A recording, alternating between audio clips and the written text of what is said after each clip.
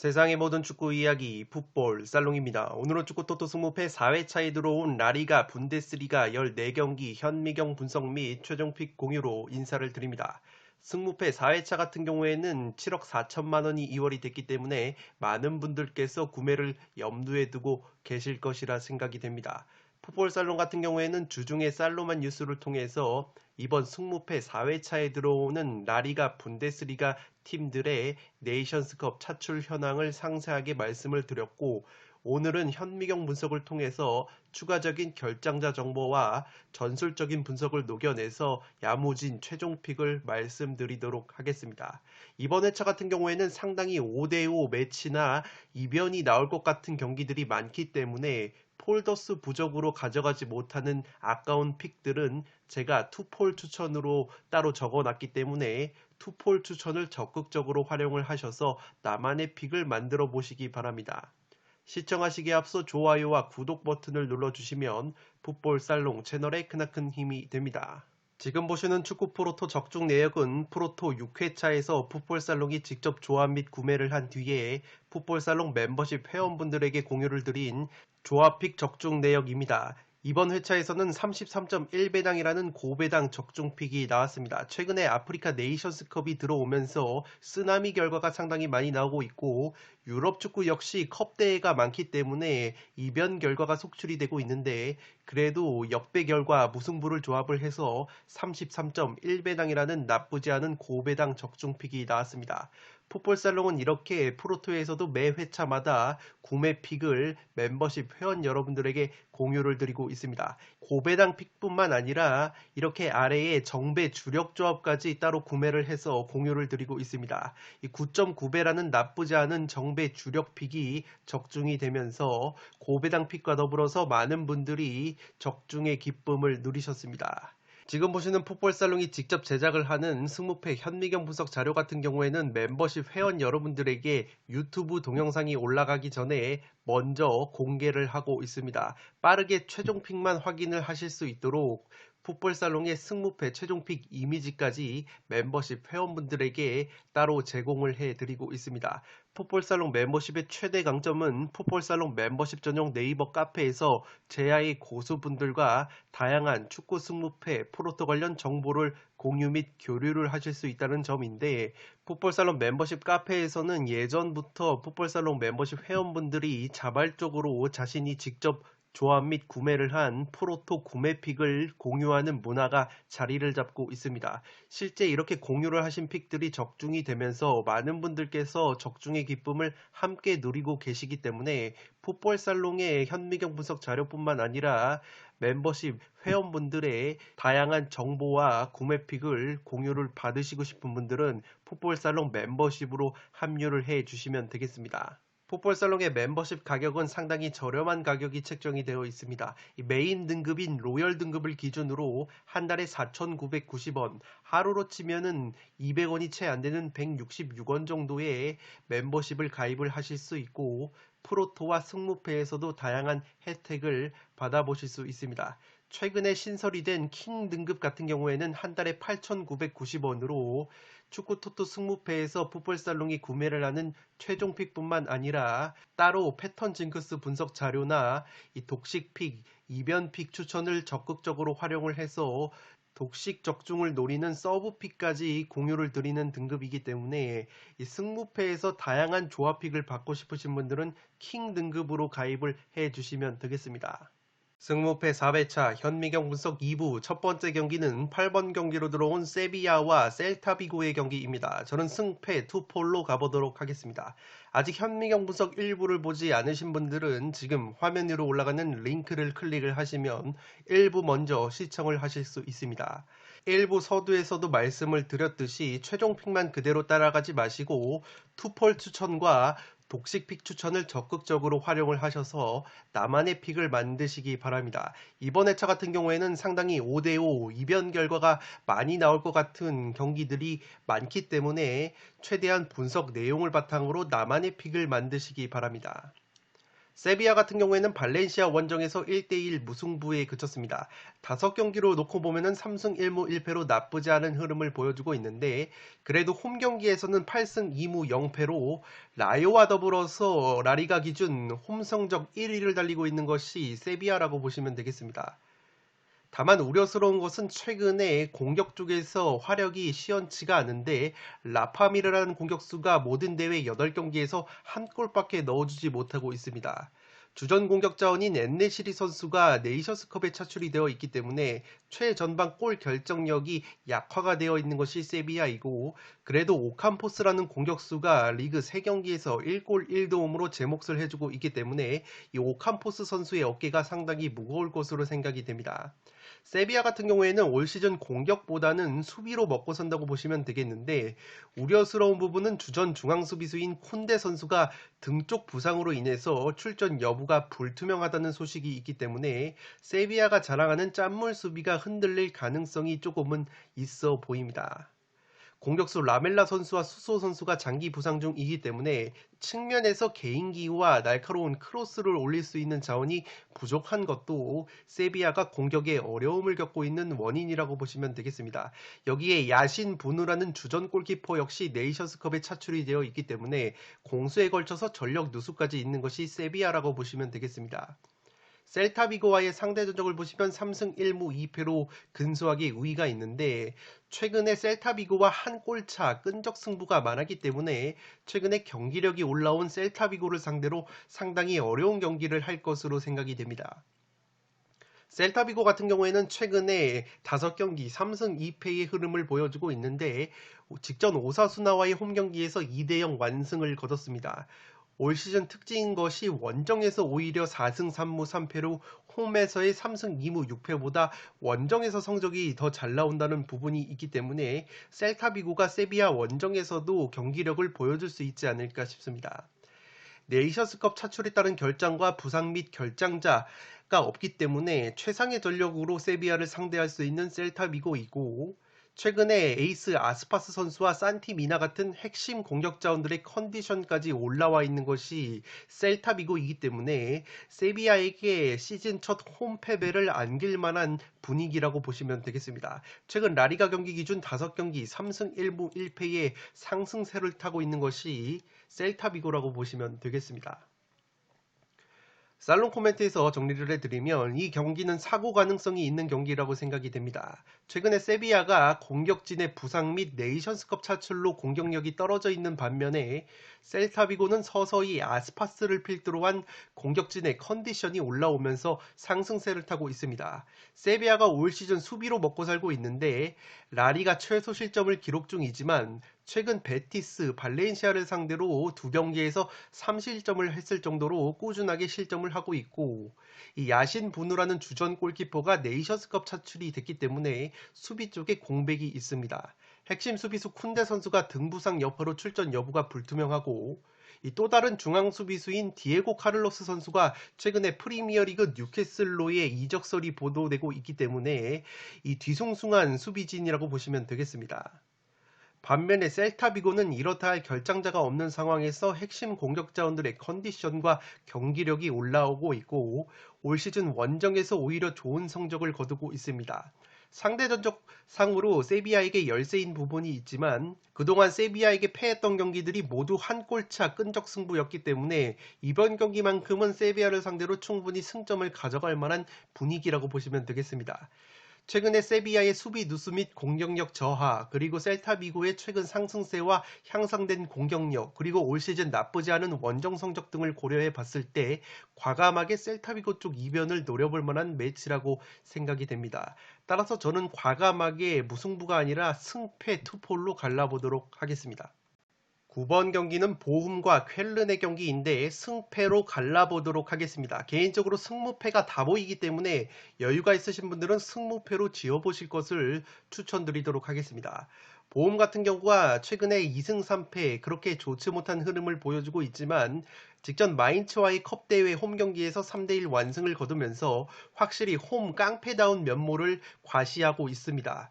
리그 홈 경기에서 5승 2무 2패로 원정에서의 2승 0무 8패보다 홈에서 훨씬 더 좋은 성적을 보여주고 있는 것이 보움이고, 특히 홈 경기에서 공격력과 수비력이 2배 이상 모두 상승이 되는 부분이 있습니다. 최근 쾰른과의 상대 전적은 지난 8월 달에 쾰른 원정에서 1대2로 패배를 당한 바 있습니다. 네이션스컵 차출에 따른 결장이 없기 때문에 전력 누수를 최소화할 수 있는 것이 보움이고, 한 가지 아쉬운 부분은 핵심 공격수 졸러 선수가 시즌 초반에 장기 부상을 끊으면서 공격 쪽 화력이 조금은 약화가 되어 있습니다. 세트피스 실점이 조금은 많다는 부분도 보움의 약점이라고 보시면 되겠습니다. 쾰른의 경우에는 직전 2부 리그 함부르크와의 컵대회 홈경기에서 승부차기 끝에 패배를 당했습니다. 홈과 원정을 비교해 보시면 홈에서는 5승 3무 2패로 원정에서의 2승 4무 3패보다 확실히 홈에서 좋은 성적을 보여주는 쾰른이기 때문에 원정 경기에서 경기력이 떨어지는 약점이 있습니다. 핵심 중앙 미드필더 스키리 선수가 튀니지 대표팀에 차출이 되어 있기 때문에 중원 쪽에 전력 누수가 있는 것이 쾰른이고, 주전 골키퍼 티모 호른 선수가 코로나19 여파로 인해서 출전이 불투명하기 때문에 수비 쪽에 공백이 예상이 되고 있습니다. 그래도 주포 공격수 모데스테 선수가 올 시즌 리그에서 12골이나 넣어주고 있는데 최근 5경기에서 5골을 넣어주면서 제 몫을 해주고 있기 때문에 최전방 골 결정력 면에서는 쾰른이 보움보다 한 수 위라고 보시면 되겠습니다. 7번의 무승부가 있어서 분데스리가 최다 무자비 공동 2위라는 점에서 제가 승패로 갈랐지만 이 경기는 무승부까지 나올 수도 있는 매치라고 생각이 되고 있습니다. 살롱 코멘트에서 정리를 해드리면 이 경기는 양팀 서로를 공략할 수 있는 날카로운 무기가 있다는 점에서 양팀 모두에게 승리 가능성이 있다고 보여집니다. 먼저 쾰른 같은 경우에는 분데스리가에서 크로스 횟수가 1위를 달리는 팀이고 전방 압박 수치 역시 1위를 기록할 정도로 측면과 말이 뛰는 전방 압박이 뛰어나다고 보시면 되겠습니다. 지난 보움과의 1차전 맞대결에서도 쾰른이 왼쪽 측면을 축으로 측면을 공략하면서 2골을 만들어냈기 때문에 기본적으로 보움이 측면 수비에 약점이 있다는 부분에서 이번에도 쾰른의 퀄리티 있는 크로스 측면 공격이 통할 가능성이 있어 보입니다. 반면에 보움은 빠른 역습 공격이 강점인데 앞서 말씀을 드렸듯이 쾰른이 전방 압박에 가장 빡센 팀이다 보니까 자연스럽게 수비 뒷공간을 노출하면서 역습에 의해서 실점을 많이 하고 있기 때문에 보움 또한 강점인 역습을 살릴 가능성이 있어 보입니다. 무엇보다 보움이 올 시즌 홈에서 깡패 면모가 있는 점도 보움에게 충분히 승리 기회가 있는 경기라고 생각이 됩니다. 쾰른 같은 경우에는 주전 골키퍼 호른 선수와 핵심 미드필더 스키리 선수가 각각 코로나와 네이션스컵 여파로 결장이 되기 때문에 수비 쪽에 공백이 불가피할 것으로 보입니다. 물론 티모 호른 골키퍼는 코로나에서 돌아올 가능성이 있기 때문에 만약에 티모 호른 골키퍼가 돌아온다면 수비 쪽의 공백을 최소화할 수 있는 쾰른이라고 보시면 되겠습니다. 다만 우려스러운 것은 보움이 역습이 좋다고 말씀을 드렸듯이 쾰른이 스키리가 없다면 보움의 역습을 1차적으로 저지할 수 있는 저지선이 없는 것이기 때문에 스키리 선수의 공백이 그 어느 때보다 크게 느껴질 수 있는 매치라고 생각이 됩니다.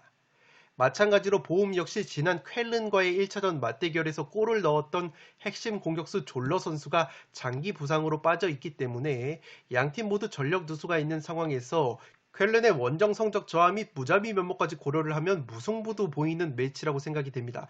따라서 상당히 승무패로 지우고 싶은 매치이지만 보움의 홈 깡패 면모를 고려를 해서 무승부보다는 승패로 과감하게 갈라보도록 하겠습니다.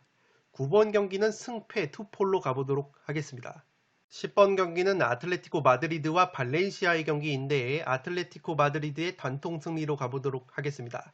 폴더스에 여유가 있으신 분들은 무승부까지 받쳐보실 것을 추천드리도록 하겠습니다. 아틀레티코가 직전 컵 대회 소시에다드 원정에서 0대2로 무기력하게 패배를 당했습니다. 최근에 2승 1무 2패로 나쁜 흐름을 보여주고 있는 것이 아틀레티코인데 홈에서는 그래도 올 시즌 5승 3무 1패로 원정에서의 4승 3무 4패보다 확실히 홈에서 좋은 모습을 보여주고 있는 아틀레티코라고 보시면 되겠습니다. 특히 수비력이 홈에서 좋은데 실점이 원정에서는 18골이나 되지만 홈에서만큼은 6골로 3배가 감소가 되기 때문에 아틀레티코 특유의 짠물 수비가 나올 가능성이 높아 보입니다. 최근 발렌시아와의 상대 전적을 보시면 3승 3무로 우위인데 지난 11월 달에 발렌시아 원정에서 3대1로 이기고 있다가 추가 시간에만 2골을 내주면서 허무하게 3대3 무승부에 그친 바 있습니다. 그래도 최근 홈에서만큼은 발렌시아를 상대로 압도적인 5승 1무 우위가 있기 때문에 자신감은 있을 것으로 생각이 됩니다. 네이션스컵 차출에 따른 결장은 없지만 핵심 공격수 그리즈만 선수가 부상으로 빠져 있고 미드필더 콘도그비아 선수가 징계로 결장을 할 것으로 보입니다. 마르코스 요렌테 선수 역시 부상으로 빠지고 이 공격수 코레아 선수가 올 시즌 리그 7골이나 넣어주고 있는데 코레아 선수의 출전 여부가 불투명하다는 소식도 있기 때문에 전체적으로 공수에 걸쳐서 전력 누수가 있는 것이 아틀레티코라고 보시면 되겠습니다. 세트피스 상황에서 기대 득점이 8.1골로 1위이지만 실제 득점으로 이어진 것은 4골밖에 없기 때문에 세트피스 상황에서의 골 결정력이 아쉬운 것이 아틀레티코라고 보시면 되겠습니다. 핵심 공격수 수아레즈 선수가 올 시즌 리그 7골을 넣어줬지만 최근에 무득점 행진이 너무나도 길어지고 있기 때문에 수아레즈 선수가 얼마만큼 해주느냐가 관건이 될 것으로 보이고 마테우스 쿠냐라는 공격수 역시 리그 6경기 무득점에 빠져 있기 때문에 전체적으로 화력이 약화가 되어 있는 아틀레티코라고 보시면 되겠습니다. 발렌시아 같은 경우에는 세비야와의 홈 경기에서 1대1 무승부를 거뒀습니다. 홈과 원정을 비교해 봤을 때 홈에서 4승 5무 2패, 원정에서 3승 3무 4패로 홈에서 더 좋은 모습을 보여주는 발렌시아이고 원정에서는 실점이 늘어나면서 성적이 조금은 떨어지는 부분이 있습니다. 라리가 최다 실점 4위를 달릴 정도로 수비가 불안한 것이 발렌시아이기 때문에 제 아무리 아틀레티코가 화력이 약화가 되어 있다고 하더라도 무실점 경기를 하기에는 조금은 버겁지 않을까 싶습니다. 이 8무로 최다 무자비 공동 3위를 달릴 정도로 올 시즌 무승부에 일가견이 있는 것이 발렌시아이고 발렌시아 같은 경우에는 핵심 왼쪽 풀백 호세가야 선수가 퇴장 징계로 결장이 되고 핵심 미드필더 솔레르 선수 역시 부상으로 인해서 결장이 유력할 것으로 보입니다. 수비수 파울리스타 선수가 장기 부상 중이기 때문에 수비 쪽에 공백이 있는 것이 발렌시아이고 주전 골키퍼로 활약을 하고 있는 실러센 골키퍼 역시 직전 경기 부상 여파로 인해서 이번 경기에 출전 여부가 불투명할 것으로 보입니다. 세트피스 득점이 8골로 라리가에서 공동 2위를 달릴 정도로 세트피스 공격에 일가견이 있는 것이 발렌시아라고 보시면 되겠습니다. 공격수 게데스 선수가 최근에 리그 5경기 5골 1도움을 올려주면서 맹활약을 하고 있기 때문에 게데스 선수의 발끝에 기대를 걸어야 할 것으로 보입니다만 최근 라리가 리그 경기 기준으로 3경기에서 1무 2패로 승리가 없는 것이 발렌시아이기 때문에 아틀레티코 원정에서 승리까지는 버거워 보입니다. 살롱 코멘트에서 정리를 해드리면 이 경기는 최근 아틀레티코 마드리드의 형편없는 경기력을 고려를 했을 때 선뜻 아틀레티코의 단통 승리로 가기에는 리스크가 있지만 그럼에도 발렌시아 쪽에 악재가 많은 경기이기 때문에 아틀레티코 특유의 꾸역승을 노려볼 만한 매치라고 생각이 됩니다. 발렌시아의 핵심 미드필더 솔레르 선수가 부상 여파로 인해서 결장할 가능성이 높고 솔레르의 경우에는 세트피스 상황에서 전담 키커로 활약을 하고 있을 뿐만 아니라 페널티킥 키커로도 활약을 하고 있기 때문에 이 공격 쪽에 있어서 전력 누수가 심할 것으로 생각이 됩니다. 발렌시아가 세트피스 공격력이 상당히 좋다고 말씀을 드렸는데 세트피스 키커인 솔레르가 나오지 못한다면 발렌시아의 세트피스 공격력이 하락이 될 가능성이 높아 보입니다. 발렌시아는 최근 리그 4경기에서 무려 3경기나 퇴장자가 나왔는데 현재 발렌시아를 이끌고 있는 것이 헤타페를 이끌었던 보르달라스 감독이라는 점에서 보르달라스 감독이 헤타페 시절에 보여줬던 거친 축구가 발렌시아에도 그대로 이식이 됐다고 보시면 되겠습니다. 이 거친 축구와 전방 압박 기조가 그대로 녹아들어 있기 때문에 수비 뒷공간 노출이 심하고, 따라서 역습 한방 카운터에 올 시즌 라리가에서 가장 많은 역습 실점을 하고 있는 것이 발렌시아라고 보시면 되겠습니다. 그에 반해서 아틀레티코가 올 시즌 공격력이 부실해도 역습 상황에서 레알 마드리드와 함께 가장 많은 골을 역습으로 넣고 있기 때문에 발렌시아가 약점이라고 볼 수 있는 역습 수비에 있어서 아틀레티코의 역습을 막아내기에는 상당히 어려운 면이 있을 것으로 생각이 됩니다. 최근 핵심 공격수 그리즈만 선수의 부상 이탈로 인해서 최전방 골 결정력이 아쉬운 것이 아틀레티코인데, 수아레즈 선수가 컨디션이 굉장히 떨어져 있지만 그나마 고무적인 것은 수아레즈 선수가 최근 발렌시아를 상대로 2경기 연속 골을 넣었을 정도로 발렌시아에게 강한 면모가 있습니다. 발렌시아가 측면 공격, 특히 왼쪽 측면 공격에 강점이 있는데, 왼쪽 측면 공격의 핵이라고 볼 수 있는 호세 가야라는 풀백이 퇴장 징계로 결정이 되기 때문에 이 발렌시아의 공격수 게데스 선수의 컨디션이 좋다고 하지만, 게데스 선수 혼자 풀어가기에는 플레이메이킹이 가능한 이 호세 가야나 솔레르 선수의 결장이 크게 작용을 할 것으로 보입니다. 기본적으로 원정에서 경기력이 나오지 않는 발렌시아이기 때문에 아틀레티코 마드리드 특유의 홈 꾸역승을 노려볼 만한 매치라고 생각이 됩니다. 다만 폴더스에 여유가 있으신 분들은 무승부까지 받쳐보실 것을 추천드리도록 하겠습니다. 11번 경기는 그라나다와 오사수나의 경기인데, 그라나다의 단통 승리로 가보도록 하겠습니다. 폴더스에 여유가 있으신 분들은 무승부까지 받쳐보실 것을 추천드리도록 하겠습니다. 그라나다가 최근에 무패 행진을 달리다가 직전 헤타페 원정에서 2대4로 완패를 당하면서 상승세가 한풀 꺾였습니다. 리그 홈 경기에서 4승 3무 3패로 원정에서의 1승 6무 4패보다 확실히 홈발을 받는 것이 그라나다이고, 오사수나와의 상대 전적을 보시면 3승 1무 2패로 상당히 팽팽한 부분이 있습니다. 지난 10월 오사수나 원정에서도 1대1 무승부를 거둔 그라나다이고, 부상 및 결장 예상자로는 측면 자원인 로치나 선수가 장기 부상 중인 것을 제외를 하면은 추가적인 부상은 없는 것으로 확인이 되고 있습니다. 올 시즌 세트피스 득점이 8골로 발렌시아와 함께 공동 2위를 달릴 정도로 의외로 세트피스 공격력이 있는 것이 그라나다이고, 올 시즌 무승부가 9차례나 있을 정도로 최다 무잡이 공동 2위를 달리고 있기 때문에 폴더스의 여유가 있다면 무승부까지 가져갈 만한 매치라고 생각이 됩니다.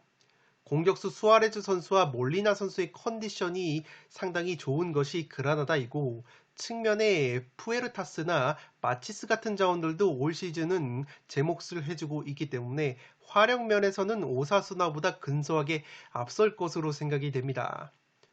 오사수나 같은 경우에는 최근 5경기 1승 4패로 굉장히 하락세에 빠져 있습니다. 직전 셀타비고 원정에서도 0대2로 완패를 당한 것이 오사수나인데, 시즌 초반만 하더라도 오사수나가 원정 깡패 면모가 있었는데, 그래도 원정에서 4승 2무 4패, 홈에서 2승 5무 4패로 원정에서 승리가 조금은 많지만 최근에는 원정에서도 승리를 거두지 못할 정도로 원정에서도 경기력이 떨어져 있는 것이 오사수나라고 보시면 되겠습니다. 올 시즌 20골밖에 넣지 못하고 있는 빈곤한 득점력이 가장 큰 약점이라고 보시면 되겠고, 한 가지 우려스러운 것은 오사수나가 핵심 중앙 수비수인 다비드 가르시아 선수가 코로나19 여파로 출전이 불투명하다는 점이고, 또 다른 가르시아인 우나이 가르시아라는 수비수 역시 코로나로 인해서 출전이 불투명하기 때문에 이 두 가르시아 수비수들의 출전 여부가 상당히 관건이 될 것으로 보입니다. 그라나다가 올 시즌 의외로 세트피스 득점이 많다고 말씀을 드렸는데, 오사수나가 제공권이 2위로 강력하지만 의외로 세트피스 실점이 많은 팀이라서 그라나다가 의외로 세트피스로 재미를 볼 가능성이 높아 보입니다. 공격수 키케 가르시아 선수가 시즌 초반에 아쉬운 모습이 있었지만 그래도 최근 3경기에서 1골 1도움을 올려주면서 살아난 모습이 있기 때문에 가르시아 선수와 더불어서 장신 공격수 부디미르 선수의 뚝배기 한 방을 기대해 봄직한 오사수나라고 보시면 되겠습니다. 오사수나가 의외로 전방 압박이 굉장히 빡센 팀이고, 이 강력한 제공권이 특징인 팀이기 때문에 이러한 장점을 살려야지만 그라나다 원정에서 승점을 가져갈 수 있지 않을까 싶습니다. 살롱 코멘트에서 정리를 해드리면 오사수나의 문제점은 역시 빈곤한 득점력이라고 보시면 되겠습니다. 이 최전방 공격 자원들이 골을 넣어주지 못하다 보니까 이 득점력이 빈곤한 문제가 있고, 그래도 전방 압박과 뛰어난 제공권이라는 강점이 있기 때문에 그러한 강점을 살릴 수 있는 측면에서의 크로스를 많이 뿌리지만, 확실히 단조로운 공격 패턴에 의해서 득점이 많이 터지지 않고 있는 오사수나라고 보시면 되겠습니다. 물론 중원에 이 루카스 토로와 몬카이올라라는 이 중앙 미드필더 조합이 상당히 경쟁력이 있는 미드필더 조합이지만, 이러한 중원 자원들을 받쳐줄 만한 공격 자원들의 활약이 이 부족하다 보니까 오사수나가 폭발적으로 순위를 치고 올라가지 못하는 문제가 있습니다. 이 전방 압박을 병행하는 오사수나이다 보니까 자연히 수비 뒷공간에 대한 약점이 있고, 올 시즌 역습 실점이 3골로 많은 것이 오사수나라고 보시면 되겠습니다. 반면에 그라나다는 올 시즌 역습 패턴으로 3골을 넣으면서 준수한 역습 공격력을 보여주고 있고, 또한 전형적으로 홈에서 홈발을 받는 것이 그라나다이기 때문에 그라나다로 근소하게 기우는 매치라고 생각이 됩니다. 무엇보다 오사수나의 앞서는 부분은, 그라나다 역시 공격력이 화끈한 팀은 아니지만 홈에서 2배가량 원정보다 득점력이 상승하는 부분이 있고, 핵심 공격 자원들의 컨디션이 오사수나의 공격진보다 나은 부분이 있습니다. 또한 오사수나가 하나 더 문제인 것이, 핵심 중앙 수비수인 다비드 가르시아 선수와 우나이 가르시아 선수가 모두 코로나19 여파로 인해서 출전 여부가 불투명합니다. 특히 다비드 가르시아 선수가 수비수임에도 불구하고 올 시즌 3골이나 넣었을 정도로 세트피스 상황에서 강점을 보이는 선수이기 때문에, 만약에 이 다비드 가르시아가 또다시 결장을 한다면 수비뿐만 아니라 세트피스 공격력까지 떨어질 수 있는 오사수나라고 보시면 되겠습니다. 직전 헤타페 원정에서 그라나다가 4골이나 내주고 2대4로 패했지만, 헤타페가 최근에 키케 감독 부임 이후에 상승세를 탔다는 부분과 그라나다가 원정에서 경기력이 떨어진다는 점을 참작을 해봤을 때 그렇게까지 큰 데미지는 아닐 것으로 생각이 됩니다.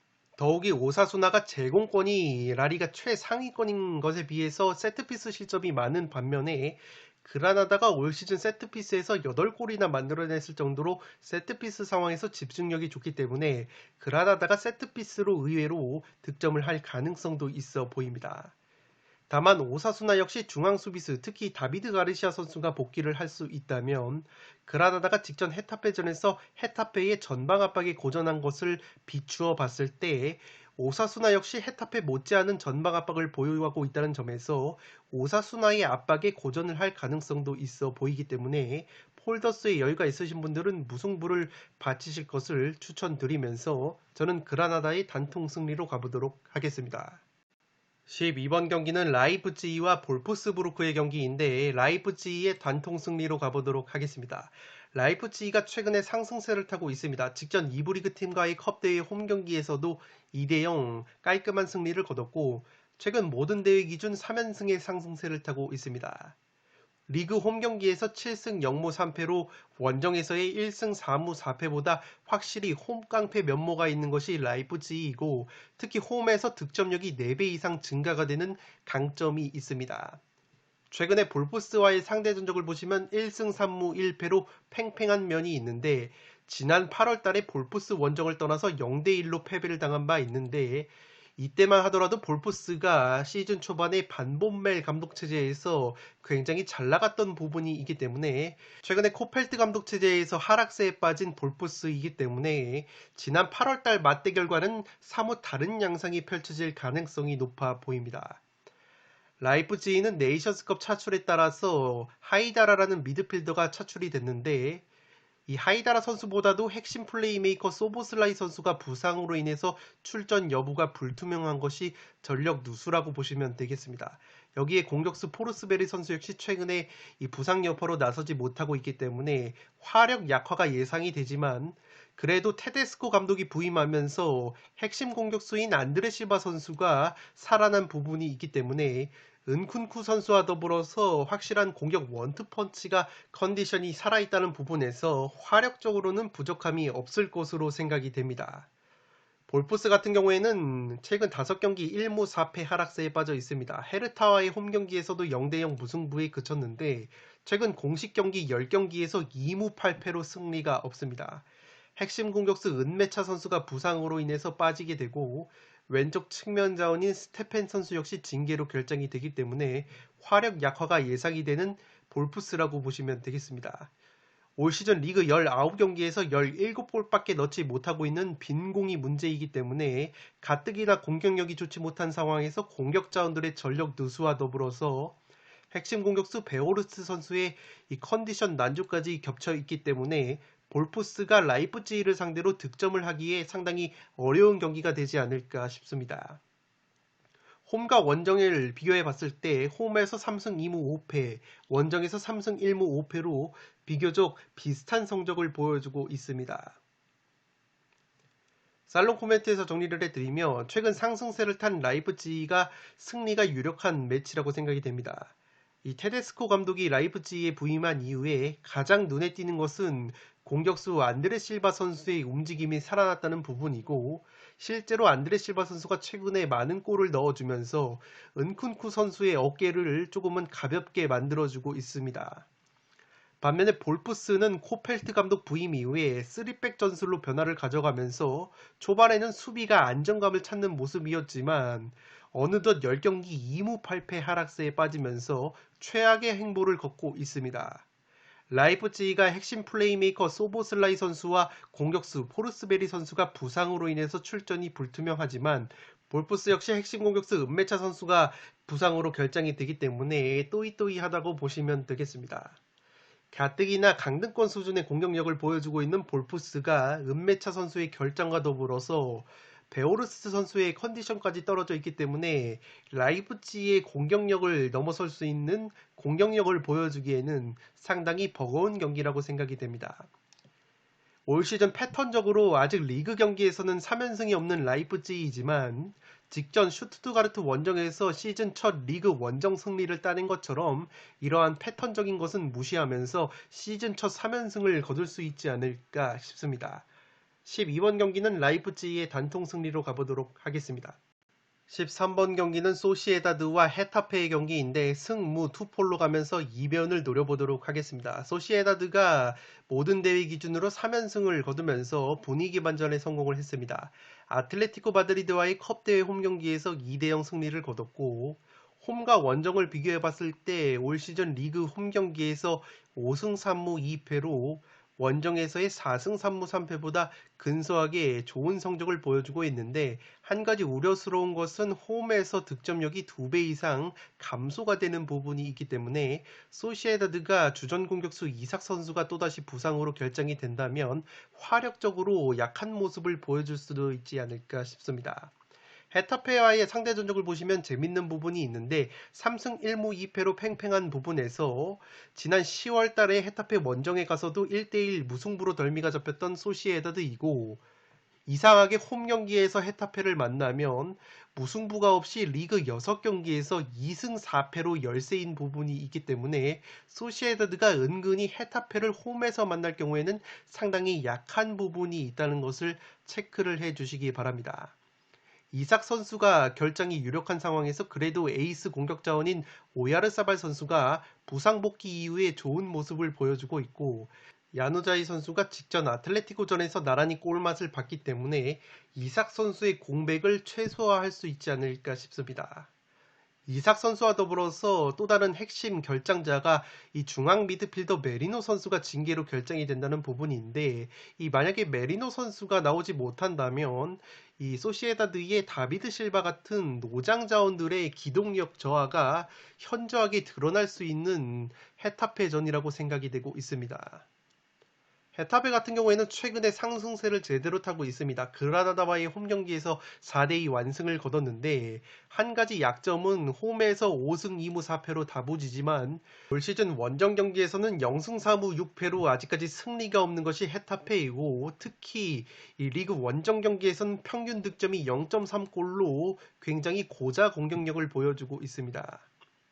이 주전급 자원 부상자가 없고 네이션스급 차출도 없기 때문에 전력 누수 면에서는 헤타페가 우위라고 보여집니다.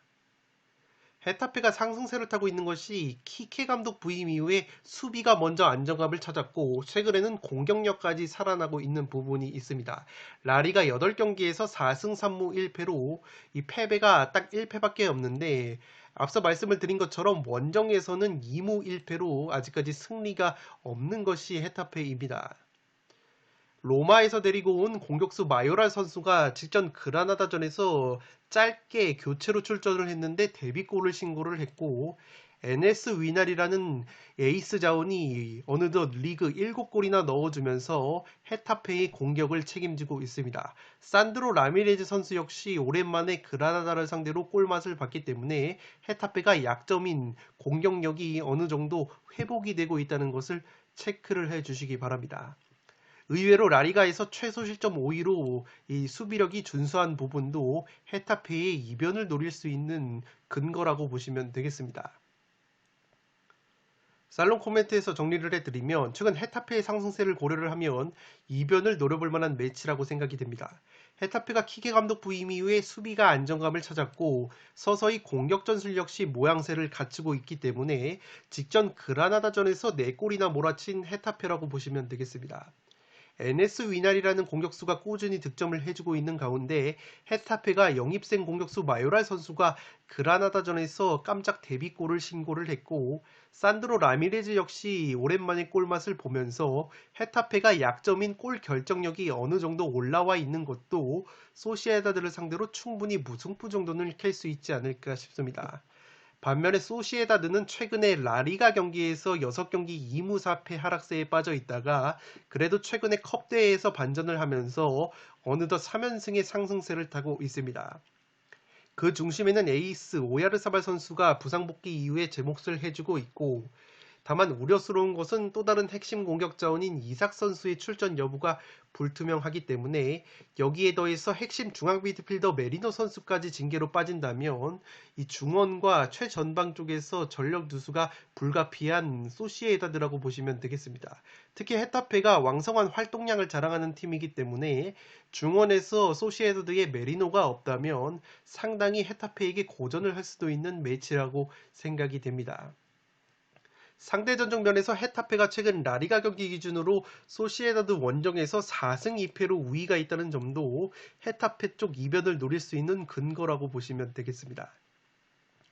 다만 그래도 제가 소시에다드의 승리까지 가져가는 이유는 헤타페가 올 시즌 원정에서 승리가 없을 정도로 원정고자 느낌이 강하고 소시에다드가 홈에서 정배당을 받았을 때는 특유의 한 골차 꾸역승을 거두는 저력이 있기 때문에 이변이 나온다면 무승부가 한계이지 않나 싶습니다. 최근 홈경기에서는 레알 마드리드도 제압한 헤타페이기 때문에 만약에 홈경기였다면 헤타페의 승리까지 노려보겠지만 그래도 소시에다드가 홈발을 받는 팀이고 헤타페의 원정고자 느낌이 난다면 최대치는 무승부라고 보여지기 때문에 저는 승무 투폴로 가면서 이변을 노려보도록 하겠습니다. 승무패 4회차 마지막 경기는 라요와 빌바오의 경기인데 승무 투폴로 가면서 라요 사이드로 가보도록 하겠습니다. 라요가 최근 5경기 3승 1무 1패로 굉장히 좋은 흐름을 보여주고 있습니다. 직전 하부리그 지로나와의 컵대회 원정 경기에서도 2대1 승리를 거뒀는데 라요의 특징이 올 시즌 라리가에서 세비야와 함께 홈 성적이 가장 좋은 팀이라고 보시면 되겠습니다. 8승 2무 0패로 패배가 없는 것이 라요의 홈 성적이고 특히 득점력이 평균 2골에다가 실점이 0.4골로 공수에 걸쳐서 홈 경기에서 굉장히 깡패다운 면모를 보여주고 있는 것이 라요라고 보시면 되겠습니다. 원정 경기에서는 1승 2무 7패로 원정고자 느낌이 있는데 홈 경기에서만큼은 그 어떤 팀이 오더라도 라요를 상대로 쉽게 승리를 거두지 못하고 있는 흐름이 있습니다. 최근 빌바오와의 상대 전적을 보시면 1승 1무 4패로 열세이지만 가장 최근 맞대결 빌바오 원정에서는 2대1 승리를 거뒀습니다. 제가 앞서 말씀을 드린 것처럼 라요가 원정고자 느낌이 있다고 말씀을 드렸는데 올 시즌 라요가 원정에서 유일하게 승리를 거둔 팀이 빌바오라는 점에서 자신감이 한껏 올라와 있을 것 같은 라요라고 보시면 되겠습니다. 심지어 라요가 빌바오 원정에서 승리를 거둘 때 공격 에이스 자원인 트레오 선수가 빠진 상황에서도 2대1로 승리를 거뒀기 때문에 이번 경기는 트레오 선수가 출격이 가능하다는 부분에서 라요가 충분히 자신감을 가질 만한 매치라고 생각이 됩니다. 다만 라요가 주전 수비형 미드필더 발렌틴 선수가 징계로 빠지기 때문에 중원 쪽에 공백이 예상이 되고 있습니다.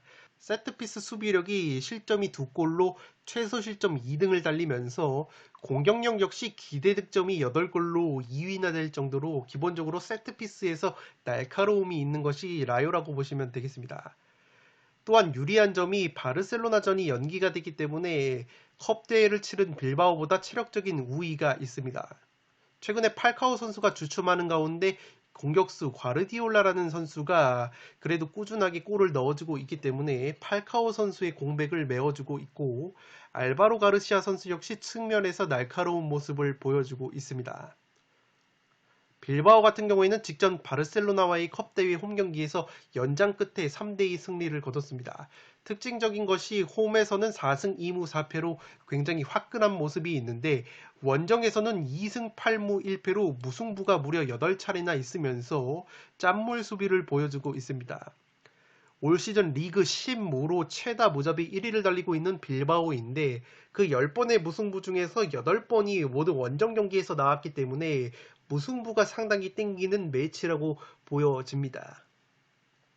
리그에서 세비야 다음으로 실점이 없는 팀이기 때문에 수비력이 상당히 탄탄하다고 보시면 되겠는데, 한 가지 우려스러운 것은 빌바오가 약점이 공격력인데, 최근에 좋은 모습을 보여줬던 산세트라는 젊은 공격수가 직전 바르셀로나전에서 무릎 부상을 당했기 때문에 출전 여부가 상당히 불투명하다고 보시면 되겠습니다. 여기에 주전 수비형 미드필더 벤세두르 선수 역시 부상으로 빠지기 때문에 빌바오 역시 라요와 마찬가지로 중원 쪽에서도 공백이 예상이 되고 있습니다. 라요가 세트피스에서 기대 득점이 상당히 높다고 말씀을 드렸는데, 빌바오 같은 경우에는 올 시즌 라리가에서 세트피스 실점이 딱 한 골밖에 없는 짠물 수비팀이라는 점에서 라요가 빌바오를 상대로 세트피스에서 재미를 보기에는 힘든 매치라고 생각이 됩니다. 가장 큰 약점이 빌바오가 최근 3, 4일 간격으로 7경기를 치르는 강행군을 보여왔기 때문에 체력적으로 상당히 그로기 상태에 있고, 특히 빌바오라는 팀이 전방 압박을 부분적으로 병행을 하기 때문에 체력적인 부분이 상당히 중요해서 체력적인 열세가 두드러질 것 같은 매치라고 보시면 되겠습니다. 살롱 코멘트에서 정리를 해드리면, 홈 라요 대 원정 빌바오는 기록상으로 놓고 보면은 창과 방패의 대결이라고 보시면 되겠습니다. 라리가 홈 성적 1위를 달리고 있는 라요가 홈에서 공격력 수비력 모두 극강의 모습을 보여주고 있고, 빌바오는 원정에서 2승 8무 1패로 무승부가 무려 8차례나 되면서 원정 최고 짠물 수비를 보여주고 있습니다. 라요의 강점이 4-2-3-1 포메이션에서 이 3에 해당하는 2선 공격 자원들의 퀄리티인데, 특히 플레이메이커 오스카 트레오 선수의 공격력이 상당히 좋고, 왼쪽 측면의 가르시아 선수의 공격 퀄리티가 상당히 뛰어나다고 보시면 되겠습니다. 시즌 초반에 라요가 팔카오 선수를 깜짝 영입을 한 다음에 팔카오 선수가 굉장히 많은 골을 넣어줬었는데, 최근에 팔카오 선수가 A매치 이후에 부상 여파로 컨디션이 떨어져 있지만, 최근에는 그래도 과르디올라라는 공격수가 전방에서 제 몫을 해주면서 라요의 공격을 이끌고 있습니다. 반면에 빌바오는 마르셀리노 감독 특유의 4-4-2 포메이션에서 특히 원정 짠물 수비를 보여주고 있습니다. 기본적으로 4-4-2 포메이션이 측면 공간을 내주지 않는다는 점에서 라요가 자랑하는 측면 공격이 힘을 쓰지 못할 가능성이 있지만, 마찬가지로 4-4-2 포메이션의 약점이라고 볼 수 있는 이 수비와 미드필더 사이의 포켓 공간을 가장 효율적으로 공략할 수 있는 것이 이 4줄 포메이션인 4-2-3-1 플레이메이커가 있는 이 2선 3에 해당하는 자원들이기 때문에 라이오 특유의 4-2-3-1 포메이션의 공격력이 살아날 가능성도 있어 보입니다. 라요가 올 시즌 홈에서 극강의 모습을 보여주고 있는데, 원정에서는 1승 2무 7패로 원정고자 느낌이 있다고 말씀을 드렸지만, 이 1승이 유일하게 빌바오 원정에서 나왔다는 점에서 빌바오를 상대로 자신감이 굉장히 올라와 있을 것으로 보입니다. 특히 라요가 빌바오 원정에서 승리를 거뒀을 때 이 에이스 공격 자원인 트레오 선수가 없는 상황에서도 승리를 거뒀기 때문에 이번에는 트레오 선수의 출전 가능성이 높다는 점에서 라요가 홈 깡패 면모를 또다시 보여줄 수 있지 않을까 싶습니다. 무엇보다 빌바오가 최근에 3, 4일 간격으로 무려 7경기를 치르는 강행군을 보여왔기 때문에 전방 압박을 병행하는 빌바오의 특성상 체력적인 문제가 불가피할 것으로 보입니다. 빌바오의 핵심 공격 자원이라고 볼 수 있는 산세트 선수가 무릎 부상을 당해서 출전 여부가 불투명한 것도 뼈아픈 전력 누수로 생각이 되고 있습니다. 최근에 산세트 선수 외에 베테랑 공격 자원인 이냐키 윌리엄스나 라울 가르시아 두 조합이 투톱으로 나왔을 때 골 결정력이 상당히 떨어진 부분이 있기 때문에 만약에 산세트 선수가 나오지 못한다면 빌바오가 또다시 특유의 빈공을 보여줄 가능성이 높아 보이기 때문에 빌바오의 빈공을 예상하면서 빌바오의 짠물 수비가 곁들여진다면 최대치는 무승부라고 보여집니다. 따라서 14번 경기는 승무 투폴로 가보도록 하겠습니다. 네, 이것으로 7억 4천만 원이 이월된 승무패 4회차 현미경 분석 1부와 2부 모두 마치도록 하겠습니다. 영상이 도움이 되신 분들은 좋아요와 구독 버튼을 눌러주시면 풋볼살롱 채널에 크나큰 힘이 됩니다. 구독 버튼 옆에 둥 모양의 알림 설정을 해주시면 그 누구보다 빠르게 양질의 축구 승무패 프로토 관련 분석 컨텐츠를 만나보실 수 있습니다. 지금까지 풋볼살롱이었습니다. 감사합니다.